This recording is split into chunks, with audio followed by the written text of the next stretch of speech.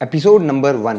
पता नहीं इसको कैसे कंटिन्यू करूंगा, बट हाँ, ये एक ऐसी सीरीज जहाँ पे मैं वो गलतियाँ या वो डिटेल्स बताऊंगा जो मैंने प्रिपरेशन के टाइम में फोकस किया, ऑब्जर्व किया एंड उसको फिक्स करने पे मुझे रिजल्ट्स मिले।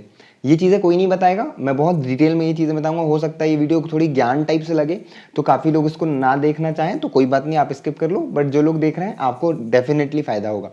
ठीक है, सबसे पहला पॉइंट, प्रिपरेशन कैसे करना है। ठीक है, अब देखो कैसे करना है, मैंने सोर्सेज आपको बता दिए हैं, तरीका भी बता दिया कि कैसे क्या चीज़ें पढ़ना है, वो भी वीडियोस मेरे चैनल पे आपको दिख जाएंगी। बट उसमें क्या माइंडसेट है वो मैं बात करूंगा, मैं बहुत माइंडसेट और उस पर बात करूंगा क्योंकि वो बहुत मैटर करता है। ठीक है, सबसे पहली चीज़ तो मैं आपको बोल दूं, आप अपने आप को डेडलाइन दो, 1 साल 2 साल जो भी डेडलाइन है कि इसके अंदर मैं ये एग्जाम क्लियर करूंगा। अब ये वीडियो हो सकता है बैंक एग्जाम से रिलेवेंट तो है ही, बट हो सकता है अदर कॉम्पिटेटिव एग्जाम के लिए भी रिलेवेंसी हो, बट कुछ कॉम्पिटेटिव एग्जाम टाइम ज़्यादा लेते हैं, 3 साल 4 साल, तो उसके लिए रिलेवेंट नहीं होगी। तो आपको सबसे पहले डेडलाइन क्रिएट करना है कि भाई मैं कितने साल इस चीज़ को दूंगा। आप एकदम फिक्स कर लो 1 साल 2 साल, माइंडसेट क्लियर, पहली चीज़। दूसरी चीज़, आपको प्रिपरेशन में जो कंटेंट है आपको बहुत मिलेगा, मैंने सोर्सेज आपको कंप्लीटली बता दिए हैं, और भी कई टाइप के सोर्सेज है जीए के या उसके, मैं वो भी डिस्कस कर लूँगा नेक्स्ट वीडियोज़ में। बट वो चीज़ें उतनी कारगर तभी साबित होंगी जब आपका माइंडसेट उसमें क्या है वो चीज़ फिक्स होगी। टफ और इजी वाली बात, बहुत सारे लोग पूछते हैं क्या ये रेलेवेंट है, क्या ये रेलेवेंट नहीं है। रेलेवेंसी का क्वेश्चन आना बहुत जरूरी, क्योंकि आप जिस एग्जाम की तैयारी कर रहे हो, क्या आप जो पढ़ रहे हो वो उसके लिए रेलेवेंट है। ऐसा तो नहीं आप वो लेवल पढ़ रहे हो जो आज से 4 साल पहले आता था। वो रेलेवेंसी जरूर आपको मैच करना है, बट याद रखना वो रेलेवेंसी आप लाइव कोर्सेज जो चलते हैं उसमें टीचर उनका ध्यान रखते हैं, तो वो आपको ज़्यादा नहीं सोचना पड़ता, बस अच्छा टीचर सिलेक्ट करना पड़ता है जो आपके लिए अच्छा हो। जरूरी नहीं हर टीचर हर किसी के लिए सही हो। और साथ में कंटेंट मॉक्स पीडीएफ जो लेटेस्ट होते हैं वो ऑब्वियसली लेटेस्ट हैं, तो वो उस लेवल के होंगे। पर माइंडसेट क्या होता है, हम टफ करते हैं, हमें बुरा लगता है, मार्क्स नहीं आते, क्वेश्चन नहीं बनते, हम उनको छोड़ते हैं, सबकॉन्शियसली छोड़ते हैं, कुछ लोग कॉन्शियसली छोड़ते हैं। थोड़े इजी थोड़े नॉर्मल लेवल के क्वेश्चंस करते हैं, बनने लगते हैं, मार्क्स उन टाइप के मॉक्स में आने लगते हैं, अपन कॉन्फिडेंट।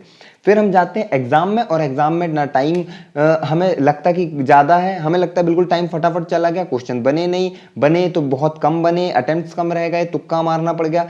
ये सारी चीज़ें कहाँ से जाएंगी, जब आप प्रैक्टिस हार्ड करोगे। एक एक मुहावरा या कुछ था यार कि ना, मतलब अभी जितना घिस लोगे ना बाद में उतना नहीं घिसना पड़ेगा एग्जाम में। मैं सिर्फ प्रिपरेशन एंड एग्जाम की बात कर रहा हूँ, लाइफ के आगे के एस्पेक्ट की बात नहीं कर रहा हूँ। तो अगर प्रिपरेशन के टाइम में जितना ज़्यादा अपने आप को तपाओगे उतना ज़्यादा मतलब जब एग्जाम होगा तो आपको ईजी लगेगा। अब देखो, हो सकता है कुछ लोग बोलें कि अब आपका हो गया तो आप ज्ञान दोगे, बट आपको पता है जो लोग पहले से हैं कि मैं जब भी वीडियो बनाया पहले, जब सिलेक्शन नहीं हुआ था तब भी आपको पता है कि मैं जिस तरह से प्रैक्टिस कर रहा था, फिर जब एग्जाम आया तो मैंने आपको एग्जाम का एनालिसिस दिया, तो आपको क्लियर था। मैंने जो बोला कि भाई मुझे एग्जाम जैसा नहीं लगा, मुझे लगा मैं मॉक देके आ गया। ये चीजें तब आएंगी जब आप अच्छे से अच्छे लेवल का प्रैक्टिस करोगे, आप डरोगे नहीं, मॉक्स में मार्क्स कमाए चलेगा। फॉर एग्जाम्पल गाइडली के मॉक्स में मेरे मार्क्स 30-35 आते थे, आरआरबीपीओ प्री के मॉक्स में स्टार्टिंग में 30 मार्क्स 35 मार्क्स, हार्डली 42 चले गए, भाई बहुत हो गया। वहीं से वो चीज़ पकड़ा, आगे जाके वो पूरा इजी कर दिया। ये मॉक सिलेक्शन की बात दूसरी आ गई कि मॉक, दूसरा पॉइंट, मॉक अच्छे सेलेक्ट करो भाई, मॉक इजी साइड पे ना हो, मॉक मॉडरेट हो, थोड़े टफ हो जाए तो चल जाएगा। एग्जाम के 5-4 दिन पहले आपको नॉर्मल मॉक्स दोगे चलेगा, बट उसके पहले आपको एकदम रफ प्रैक्टिस करना है, एकदम हार्ड प्रैक्टिस करना है। ठीक है, तीसरा पॉइंट कि आपको अपने आप को कैसे देखना है। आपको हमेशा अपने आप को देखना है कि बहुत कुछ सीखना बाकी है, मैं तो बहुत पीछे हूँ, मुझे और सीखना है और सीखना है, मुझे और अच्छा इंप्रूव करना है, और मार्क्स लेके आने, क्वेश्चंस कैसे नहीं बनेंगे मेरे से बनना चाहिए। ये सारे माइंडसेट आपको रखने हैं। टफ से टफ हो, प्रैक्टिस करते जाओ, करते चलो, चीज़ें आ जाएंगी। कंपैरिजन किसी से मत करो, कुछ कंपैरिजन करने की ज़रूरत नहीं है, ना ही ऑनलाइन ज़्यादा किसी से ये चैटिंग ये सब मत करना कि आपके कितने मार्क्स आ रहे हैं, ये क्या है वो क्या है। या तो उसके मार्क्स कम आएंगे तो आप अपने आप को जस्टिफाई कर लो कि भाई मेरे ज़्यादा आ रहे हैं, उसके ज़्यादा आएंगे तो आप बुरा फील कर लो कि भाई मेरे नहीं आ रहे। कंपटीशन हमेशा खुद से होता है और खुद से ही होना चाहिए, तभी आप इंप्रूव कर सकते हो। Fourth point, target completion. याद रखना आपको डेली उठ के सुबह टू डू लिस्ट बनानी है। अब एक मिथ बताता हूं, लोग बोलते हैं तब तक मत सोना जब तक आपकी टू डू लिस्ट कंप्लीट ना हो जाए। मैं आपको सच्चाई बोलता हूं, मेरी टू डू लिस्ट रेयरली ही कभी कंप्लीट हुई होगी। इसका एक रीजन और हो सकता है कि मैं हमेशा अपनी टू डू लिस्ट अपनी कैपेबिलिटी से ज्यादा रखता था।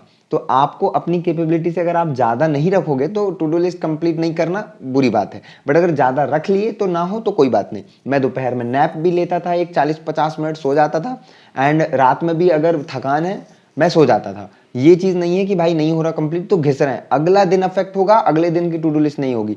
मैं क्या करता था, अगर कुछ छूटा तो अगले दिन उसको शिफ्ट करो, अगले दिन की टू डू लिस्ट उस हिसाब से बनाओ एंड अगले दिन कंप्लीट करो। अगर सही टाइम में सोओगे, सही टाइम में उठोगे, सही रूटीन होगी तो हर चीज़ डेली होगी। अगर रूटीन बिगड़ी, एक्स्ट्रा पुश ज़्यादा कर लिए, बहुत ज़्यादा परेशान हो गए तो फिर आगे के दिनों में वो मोटिवेशन या वो एनर्जी नहीं रहेगी, फिर लगातार कंसिस्टेंसी नहीं करेगी। याद रखना, एक दिन 14 घंटे पढ़ने से, मतलब 7 दिन 14 घंटे पढ़ने से अच्छा है कि पूरा एक महीना आप 8 से 10 घंटे रेगुलर बेसिस पे पढ़ो। ऐसा ना हो जाए कि 5 दिन 10 दिन पढ़े, उसके बाद 2 दिन बिल्कुल तबीयत खराब हो गई, हालत खराब हो गई, या मन नहीं कर रहा या एग्जॉस्ट हो गए। वो चीज़ नहीं करना, कंसिस्टेंटली करना है और इस चीज़ को फॉलो करना है। अब एक और बात मैं यहाँ पे ऐड कर सकता हूँ एग्जाम की। एग्जाम के टाइम पे आपको एक्स्ट्रा पुश जरूर करना पड़ेगा, मॉक्स में आपको ज़्यादा टाइम देना पड़ेगा, आपको रिवीजन करंट अफेयर का बहुत करना पड़ेगा, बट वो एक अलग अलग एक जॉनरा है, क्योंकि एग्जाम जैसे आपका आएगा मेंस का या प्री का, आप अपने आप उस जोन में चले आओगे जब आप इतना ज़्यादा अपने आप को पुश कर सकते हो। अब 5th या 6th जो भी पॉइंट है कि आपको ना अपने आप को कॉन्फिडेंट इतना नहीं करना है कि आप इजी मॉक दे रहे हो और रैंक लेके आ रहे हो, ये चीज़ें नहीं करनी है आपको। और दूसरी एक और गलती जो सब लोग करते हैं वो ये कि अगर मॉक अच्छा नहीं गया तो हम शायद उसको एनालाइज नहीं करते और आगे बढ़ जाते हैं कि यार मेरा मॉक अच्छा नहीं गया, दूसरा मॉक देता हूँ, वो अगर अच्छा चला गया तो उसको मस्त फील हो जाएगा। तो ये चीज़ें नहीं करना, ओवर अटेम्प्ट दिन में मॉक्स नहीं करने हैं। बुरा जाए तो वही याद रखना, वही सिखाएगा कि भाई हमको क्या चीज़ें सुधारना है। और अगर मॉक अच्छा चला गया तो भी काफ़ी लोग होते हैं कि अच्छे मॉक को एनालाइज नहीं करते कि अच्छे मार्क्स तो आए, पर वहाँ पे भी एनालाइज करना है। अब 6th पॉइंट, एनालिसिस क्यों इतना इंपॉर्टेंट है। सेल्फ एनालिसिस, मैं सिर्फ मॉक की बात नहीं कर रहा, खुद की। आपको एक हैबिट फॉलो करना है, देखो करना है तो करो, नहीं तो मत करो, बट मैं तो भाई रिकमेंड करता हूँ डेली डे एंड में आपको अपनी टू डू लिस्ट देखना है, आपने क्या किया वो देखना है, 5 मिनट बैठना है, आंख बंद करना है, क्या क्या सीखा आज। अगर करंट अफेयर पढ़ा तो हाँ ये न्यूज़ सीखी, ये न्यूज़ सीखी, ये नया पता चला, ये तो मुझे पता ही नहीं था, ये चीज़ सीखा, वो चीज़ सीखा। रीजनिंग में ये पजल आज मेरे से ना नहीं बनती थी पहले, आज बन गई, मैंने अचीव कर लिया। ये सारी चीज़ें आपको करना है। दिन के एंड में पूरा एक रिपोर्ट मन में सोचना 5-10 मिनट बैठ के हर सब्जेक्ट का, जो चीज़ें वीक है, जो चीज़ें आपको नहीं आती, जो आप सुधार सकते हो, वो सारी नोट कर लो। एंड एक कॉपी बना लेना ये कमियां नोट करने वाला, और वो नोट करना, एंड जैसे जैसे चीज़ें फिक्स हो उसको रेड पेन से टिक करना, कमियां नोट करना ब्लू पेन से, रेड से टिक करना। साइकोलॉजिकल हैप्पीनेस है ये, बट ये काम बहुत अच्छे से करता है।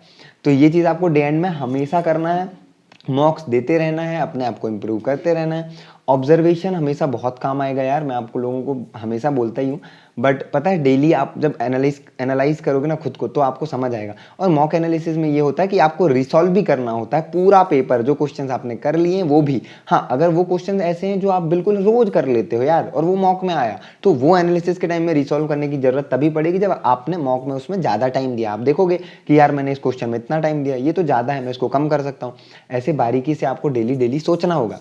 अब मैं एक बात बोल दूं, टेलीग्राम चैनल ज्वाइन कर लेना, एंड हम लोग ना कुछ ट्राई करेंगे कि वीक में एक दिन होगा जहां मैं बोलूंगा एनालिसिस, ऐसा लिख दूंगा मैसेज, आपको नीचे अपनी अपनी कमियां बताना है या फिर जो भी प्रॉब्लम्स आ रही हैं वो बताना है, एंड मैं अपने तरफ से जो इनपुट दे सकता हूं मैं कोशिश करूंगा कि वो इनपुट आपको दूं। और नेक्स्ट वीडियो अगर किसी चीज़ पे चाहिए तो नीचे कमेंट कर देना, और हम लोग मिलते हैं नेक्स्ट वीडियो में।